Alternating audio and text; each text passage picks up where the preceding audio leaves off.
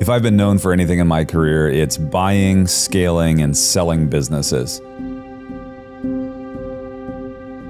going to give you some quick tips on how you can either buy a business, scale a business, or exit a business. In my career, over 125 exits so far and climbing. We have 27 companies now. I have 2 to 3 of them right now that are actually in potential for exit. So instead of teaching you a philosophy today, I'm going to teach you a little bit more tactics because I really want you to understand the opportunity that's out there today. You have somewhere between 3 million and 15 million baby boomers leaving their place of business in the next 7 to 10 years. This is staggering. The number right now is that there are over 12 million baby boomers that own a mid-sized business or smaller, meaning that there is going to be some transition in leadership in the next 7 to 10 years. Mark my words. This is the wealth transfer that we're going through. Here's this person walks in and says, hey, I see your business is for sale. I'll make you a deal.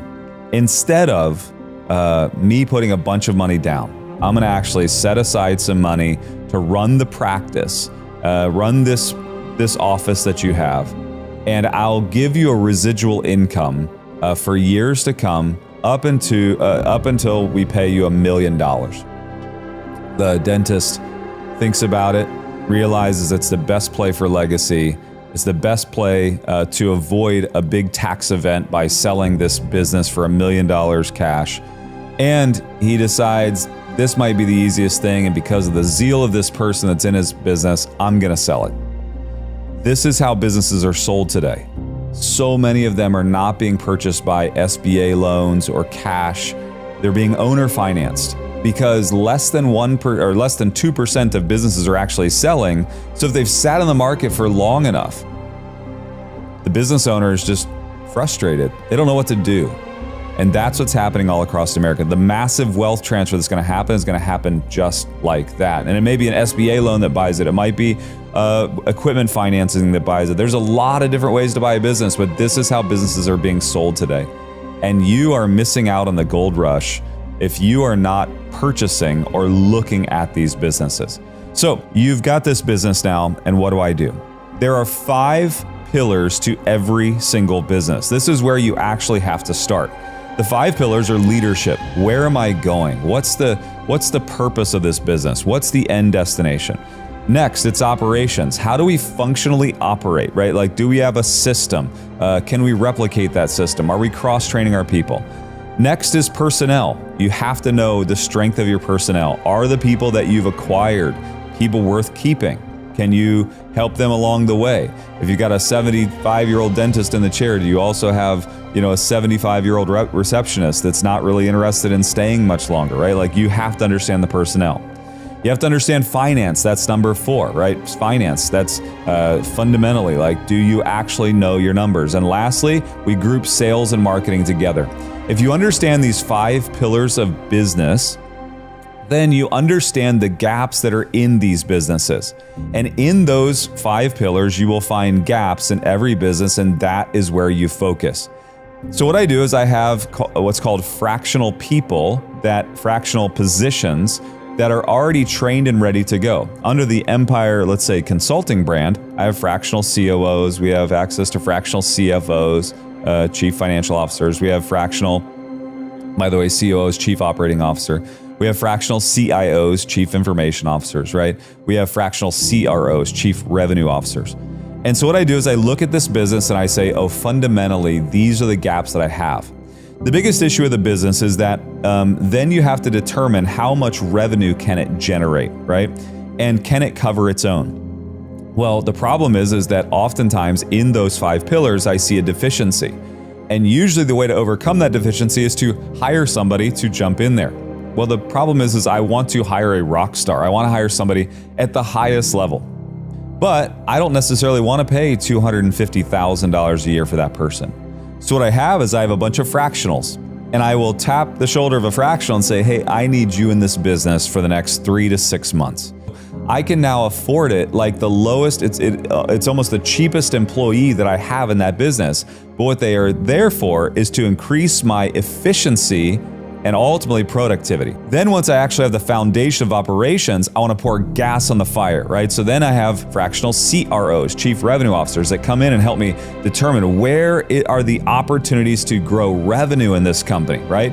And then I look at now creating what we call enterprise value. Enterprise value. So this is the last step in this journey. How do I know if I want to scale this business? How do I know if I want to exit this business? Well, now I'm going to take you to the 3 things that I've been asked on every single exit of a business. Number 1, they're going to ask you, what is your EBITDA, your bottom line, your net? They're going to ask you your financial numbers. If you don't know your financial numbers, you don't know what percentage of profitability you have, you don't understand what it fundamentally costs to operate this business, and you're going to sell a business off of 1 or 2 things. Number 1, you're going to sell it off of EBITDA, right? Or you're going to sell it off of a top line revenue stat. Number 2, do you have an operating system? The reason I built the Empire operating system is as I was exiting my businesses, these private equity firms and others wanted to know, what's the playbook? How do we actually operate this? Because if I don't give them the playbook, the system, here's how we do it, then what they're going to ask is, can you come with the business and run it? Number 3, here's the biggest thing, and that's your IP. What actually sets you apart? What is fundamentally different about you? And so we need to be documenting our systems, our processes, but also we have to document how we do things. What's our technology that supports it? If you can build unique technology to this business, you'll get a much larger multiple on the exit.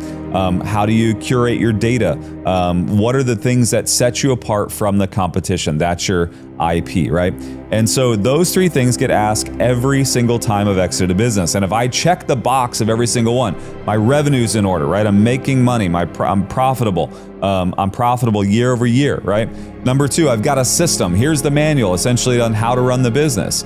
Number 3, I've got very unique properties inside of this business that make us unique, whether it's technology, it's data, it's systems, it's how we do things, right? Now I've got the recipe for getting the largest potential for exit. And if you have those 3 things that I just talked about, you're more likely to be in that top 2% of businesses that actually sell. Because when you have a system, you have IP, and you know your numbers, you're very, very attractive for acquisition.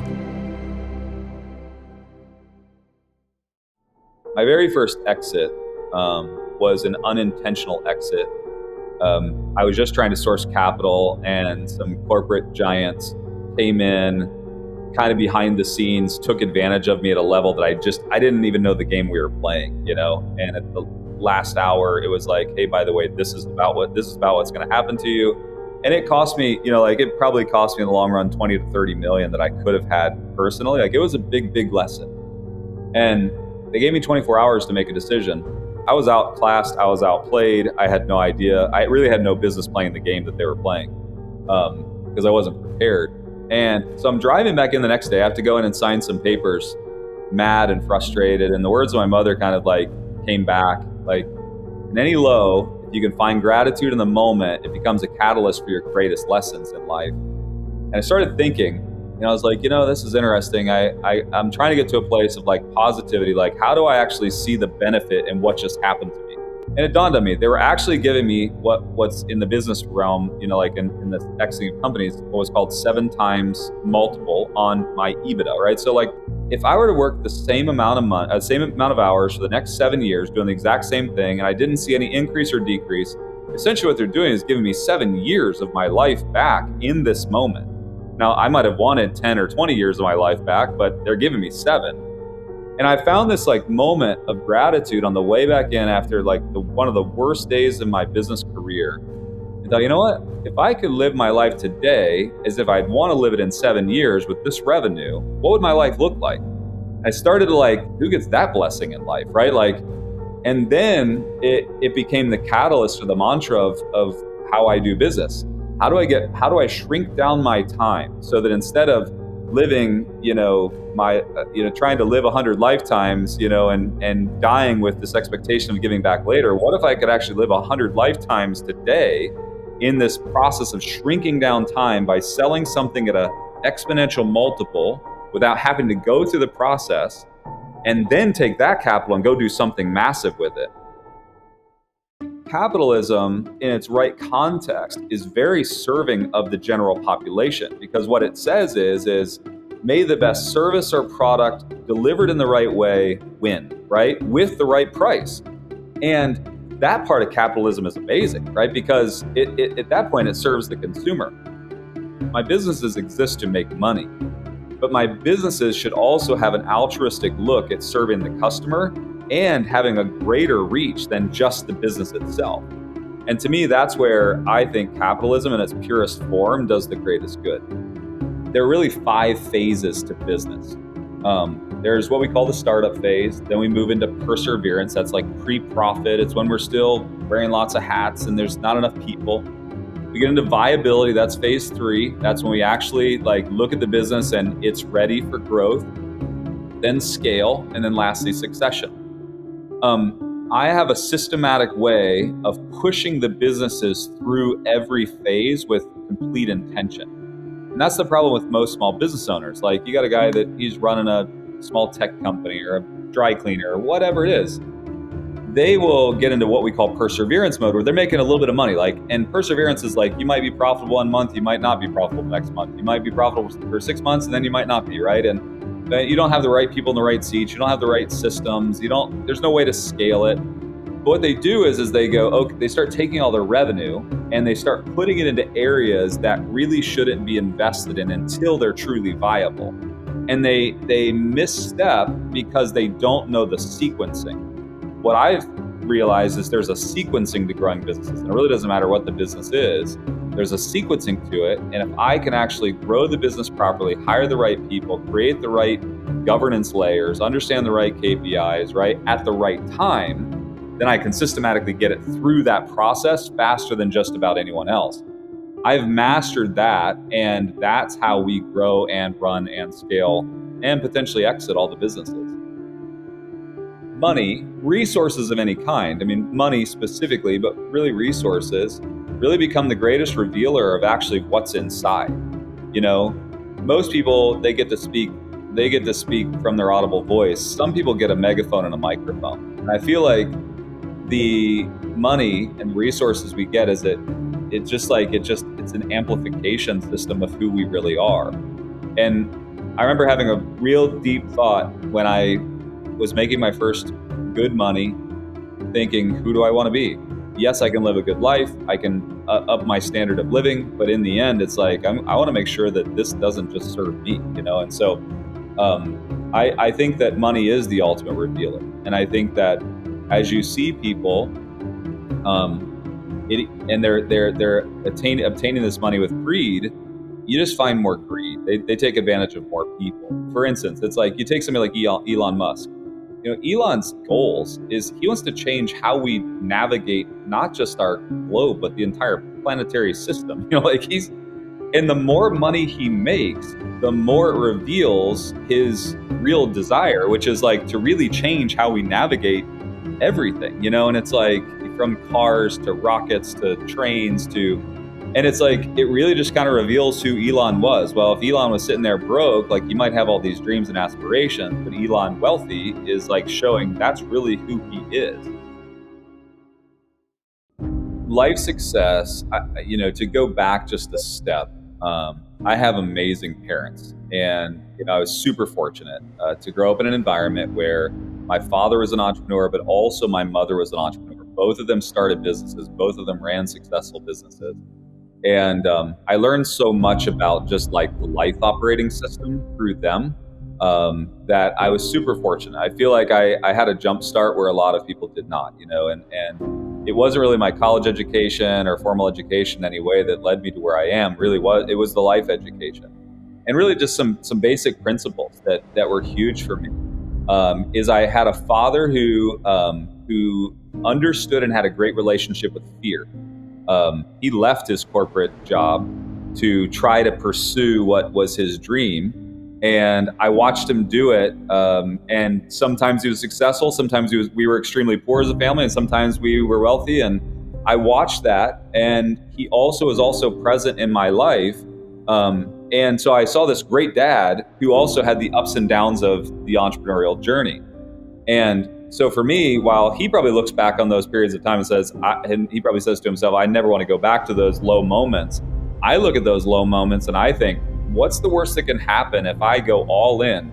I end up spending time with my family. I end up having a good relationship with my kids, right? So he really had a great relationship with fear and taught me and gave me a great gift. And that is to understand, what to truly fear, right? Like, the fear of loss is really not something we should fear. Sometimes in loss, it brings us our greatest opportunity. The greatest times I ever had with my father was when we were at the lowest point financially, right? So to me, it's just like watching a person navigate that and experiencing that really helped me deal with fear.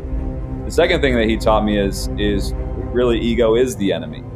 My dad is a quiet leader who is not going to be an alpha, beat his chest. You're never going to find him on social media touting his wares. He was a guy who led from the back, who was never afraid of picking up the shovel himself, who was quiet, who was a leader in his own right, very demonstrative, but in a very quiet sense. And his actions and his results always far outspoke his words or the volume of his voice. The thing I learned from my mother, though, was gratitude.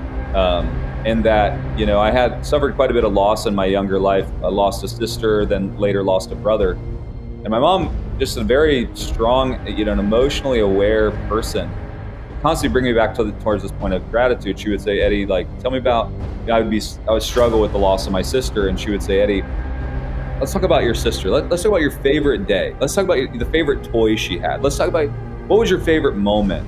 And then she would help me rehearse gratitude, even in loss. And some of the greatest lessons I've ever learned in my life was to be afraid of the things that you should intentionally be afraid of. To remind myself constantly that ego actually is the enemy. Ego actually prevents me from getting where I want to go. And if I can find gratitude in the low moments, they become catalysts for massive growth.